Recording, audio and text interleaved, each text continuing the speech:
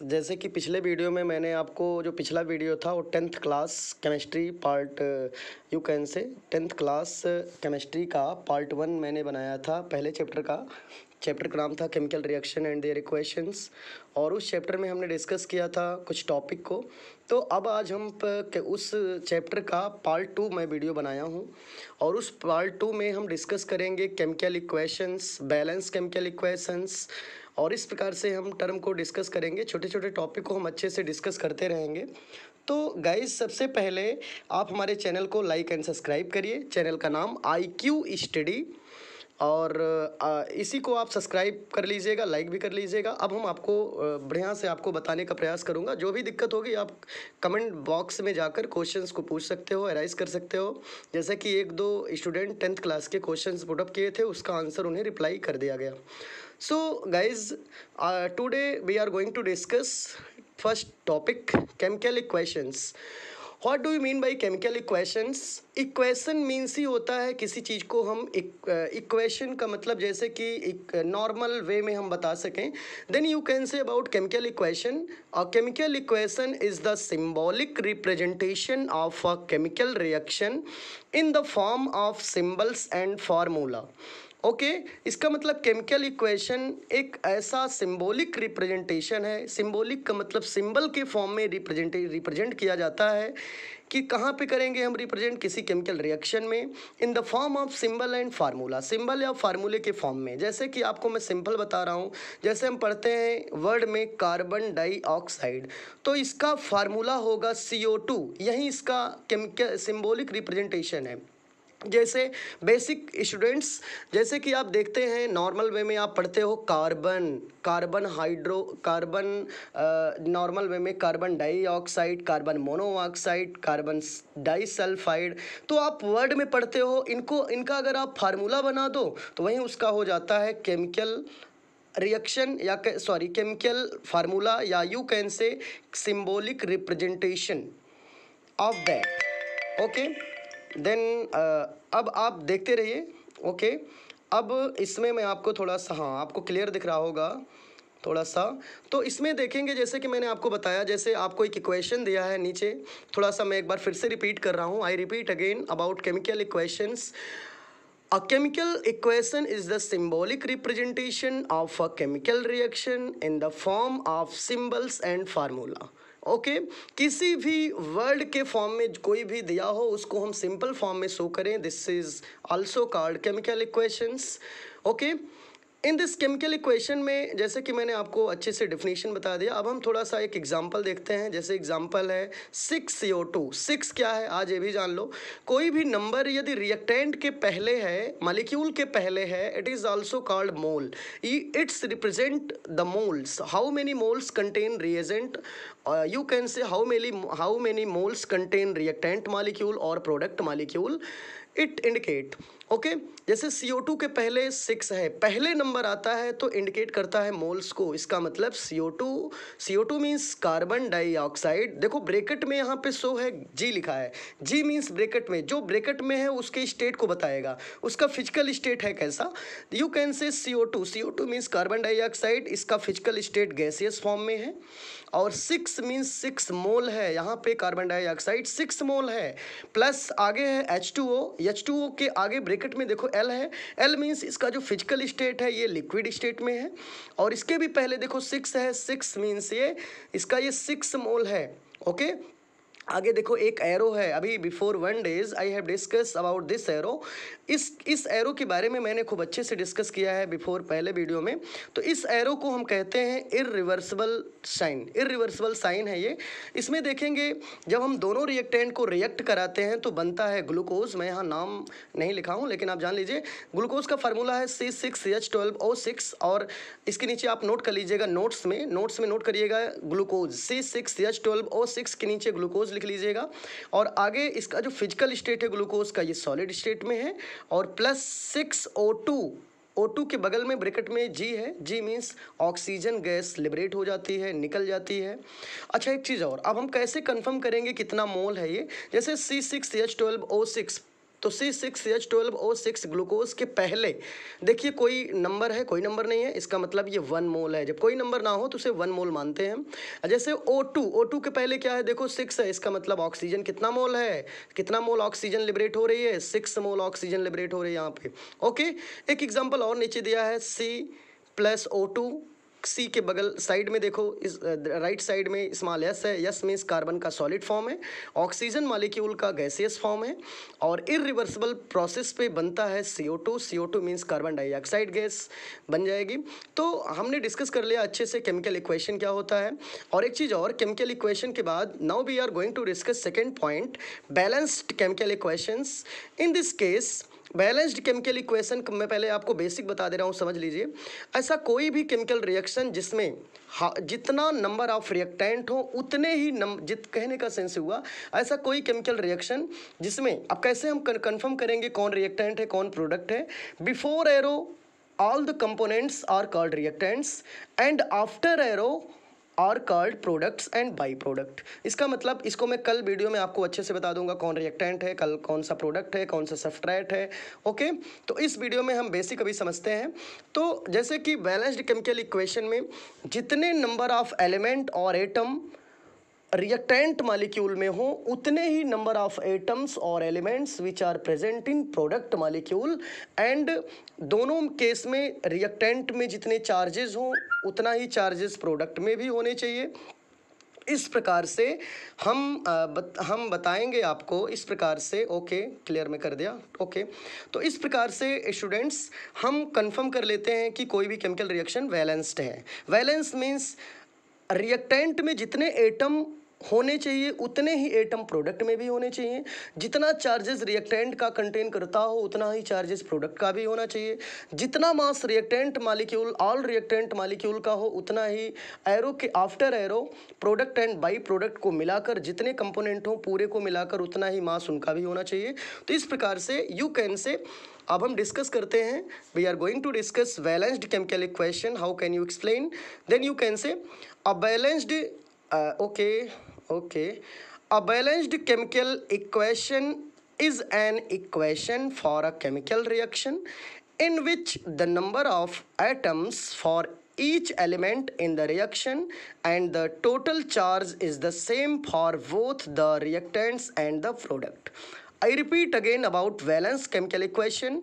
A balanced chemical equation is an equation for a chemical reaction in which the number of atoms for each element in the reaction and the total charge is the same for both the reactants and the products. जैसे कि मैंने आपको अभी understand कराया, अच्छे से बताया, अब इसको हम दूसरे वर्ड में भी कह सकते हैं। Then you can say, in other words we can say, इसको हम जैसे कि मान लो आपको ऊपर की डिफिनीशन ज़्यादा बड़ी लगती हो तो आप नीचे वाला नोट कर लो, नीचे वाला भी वही चीज़ है। आप सिंपल वर्ड में एक लाइन में कह सकते हो कि द मास एंड, देखो मैं फिर से रिपीट कर रहा हूँ, in other words we can say about balanced chemical equations, then you can say the mass and the charge are balanced on both side of the reaction, then this is called balanced chemical equation. It is very simple. The mass and charge are balanced on both side. किसी भी chemical reaction में मास और charge को दोनों side आप balance कर दीजिए, then this is called balanced chemical equation. Okay, now we are going to discuss about this. इसको हम एक वर्ड में और भी कह सकते हैं, it means total number of mass and charge of reactants is equal to the total number of mass and charge of products.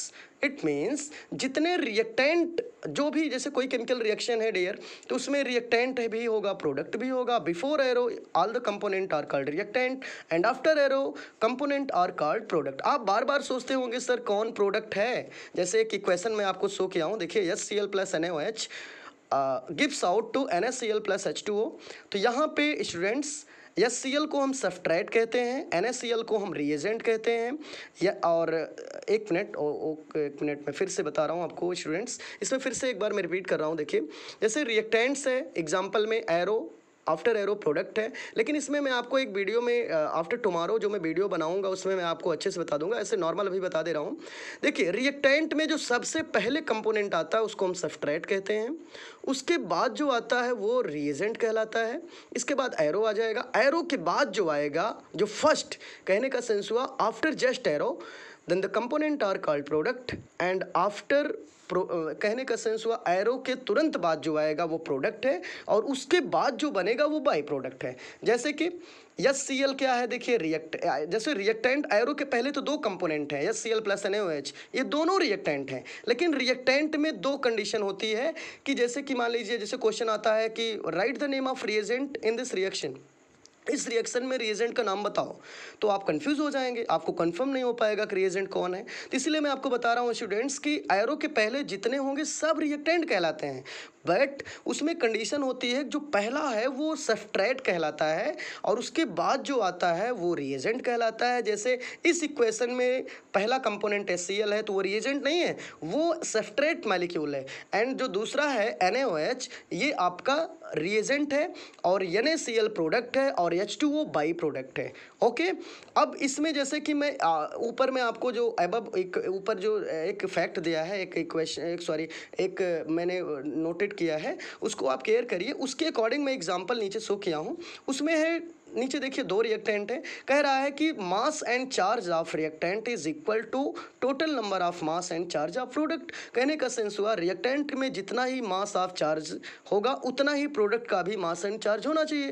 Then you can से, आप देखिए मैं थोड़ा ब्रेक करके दिखाया हूँ, HCl को ब्रेक करोगे तो H के ऊपर प्लस होगा, Cl के ऊपर माइनस होगा, ऐसे NaCl को ब्रेक करोगे तो Na के ऊपर प्लस होगा, OH के ऊपर माइनस होगा। How can you break the given compound, कोई भी दिया हुआ कंपाउंड कैसे आप ब्रेक कर सकते हो या ब्रेक करोगे, इसको मैं आपको नेक्स्ट वीडियो में बनाऊंगा। इस वीडियो में आप इतना ही देखिए, अभी आगे भी देखेंगे। NaCl है, Na के ऊपर प्लस है, Cl के ऊपर माइनस है, H2O को ब्रेक करेंगे तो होगा H plus plus OH minus.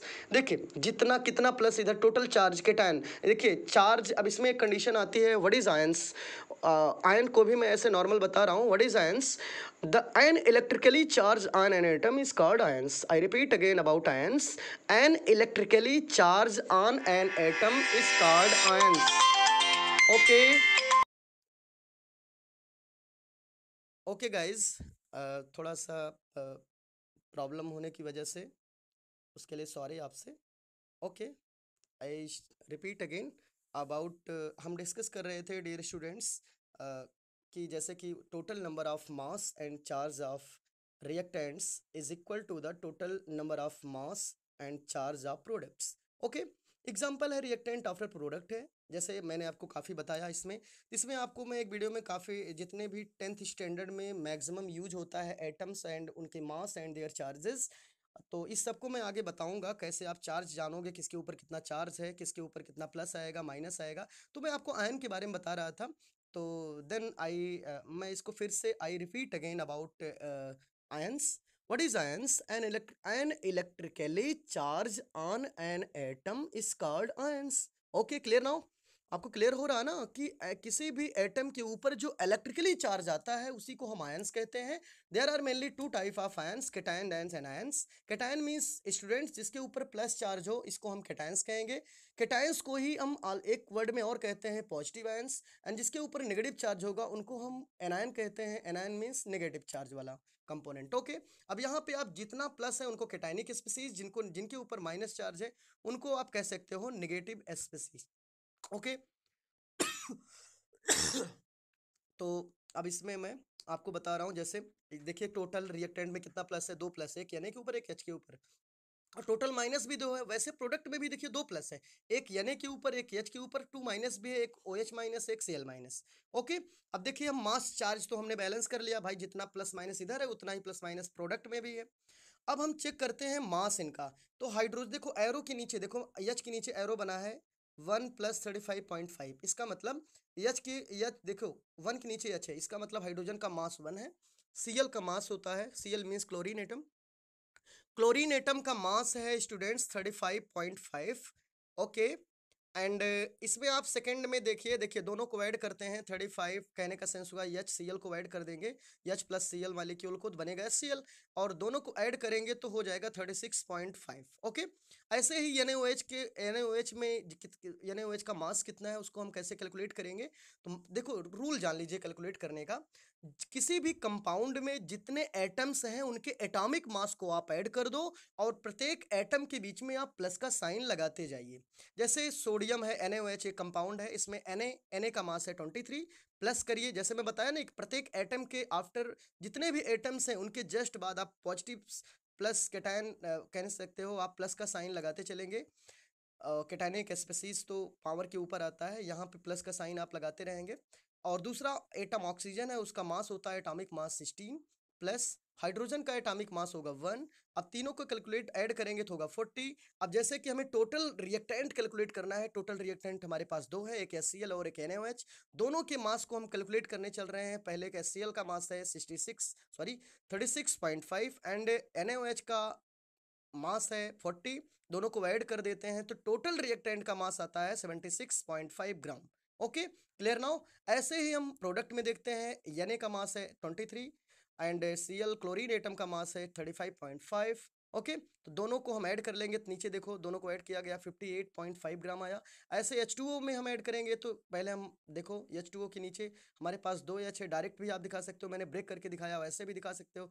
तो H का मास होगा 1, प्लस ऑक्सीजन का मास है 16 और हाइड्रोजन का मास है 1। दोनों को तीनों को ऐड कर देंगे, 1 प्लस 16 प्लस 1 मिलके बनेगा 18। इसका मतलब आपको रट लीजिए, लर्न कर लीजिए कि कोई नॉर्मल पूछता है कि what is the molecular mass of H2O, H2O का मॉलिक्यूलर मास बताओ, देन यू कैन से 18 ग्राम। वाटर का मॉलिक्यूल मास होता है 18 ग्राम और वाटर का केमिकल नेम होता है, chemical means dear students, water का जो IUPAC नेम होता है वो होता है aqua. Note down and learn it. तो अब हम करते हैं जैसे NaCl plus H2O, total mass हम ऐड करेंगे तो NaCl का मास है 58.5 ग्राम प्लस 18 ग्राम वाटर का है, दोनों को ऐड करेंगे आएगा 76.5 ग्राम। ओके, क्लियर नाउ, आपको समझ में आ रहा होगा बहुत अच्छे से। तो देखिए अब हम एक इसमें चेक करते हैं, चार्ज तो हमने पहले बैलेंस कर लिया, अब देखिए मास भी दोनों का इक्वल है, देखो 76.5 पहले का भी आया और सेकंड कंपाउंड जो दोनों प्रोडक्ट एंड बाई प्रोडक्ट को मिलाकर है उनमें भी देखेंगे उनका भी मास 76.5 पॉइंट ग्राम ही आया है। ओके, ऐसे एग्जाम्पल हम सेकंड डिस्कस करते हैं। C प्लस O2 क्या मिलके बनेगा CO2। यहाँ पे आपके पास दो रिएक्टेंट हैं, कौन कौन, एक कार्बन प्लस एक O2 और प्रोडक्ट एक है CO2। ओके, तो अब हम दो एक काम करते हैं कि मास हम ऐड करते हैं। कार्बन का मास कितना है 12 ग्राम प्लस ऑक्सीजन मॉलिक्यूल का मास, एक ऑक्सीजन का 16 इंटू 2, तो दोनों को कितना हुआ 12 ग्राम प्लस 32 ग्राम 44 ग्राम हुआ। ऐसे CO2 का मास होता है 44 ग्राम, देखो मैंने कैलकुलेट करके आपको शो किया है, आप देख सकते हो। Then you can say mass of reactant equal to mass of product. तो इस प्रकार से आप किसी भी केमिकल रिएक्शन को बैलेंस्ड कर सकते हो। तो गाइज हमको लग रहा है कि my dear students and my dear friends आपको बहुत अच्छे से समझ में आया होगा। तो ओके, आज के लिए इतना ही, so today is enough. Thank you guys and please like and subscribe to my channel. Okay, thank you.